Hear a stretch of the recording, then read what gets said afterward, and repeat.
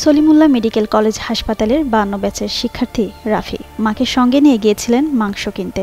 এমন সময় ভূমিকম্পে কেঁপে ওঠে গোটা রাজধানী। তীব্র কম্পনে ভেঙে পড়ে দোকানের ভবনের রেলিং। আহত হন মা ছেলে। হাসপাতালে নেওয়ার পর রাফিকে মৃত ঘোষণা করা হয়, আর তার মাকে নেওয়া হয় অপারেশন থিয়েটারে। মায়ের অস্ত্রোপচার চলছে। ক্ষতবিক্ষত শরীরে যন্ত্রণা নিয়ে বারবার ছেলের খোঁজ করেন, অথচ তিনি জানেন না নারীর ছেঁড়া ধন আর চোখ খুলবে না, ডাকবে না মা বলে। বংশালে কষাইটুলিতে নয়নের মাংসের দোকানের সামনে দাঁড়িয়েছিলেন রাফি ও তার মা। হঠাৎ ভূমিকম্প শুরু হয়। তীব্র ঝাঁকুনিতে দোকানের ভবনটির রেলিং ভেঙে পড়ে তাদের ওপর।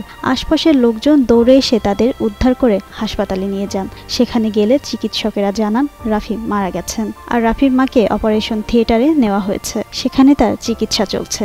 হাসপাতাল সূত্রে জানা গেছে মা জানেনই না রাফি আর নেই। তিনি বারবার ছেলের কথা জিজ্ঞেস করছেন। বংশাল থানা পুলিশ জানায়, কষাইটুলিতে একটি 5তলা ভবনের রেলিং ভেঙে পড়লে 3 জন পথচারী নিহত হন। মরদেহগুলো সলিমুল্লাহ মেডিকেল কলেজ হাসপাতাল মিডফোর্ডে রয়েছে।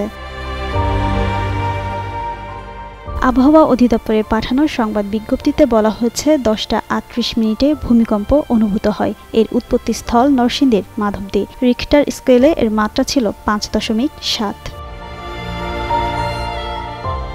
জিনাত আরা ঋতু, যুগান্তর নিউজ।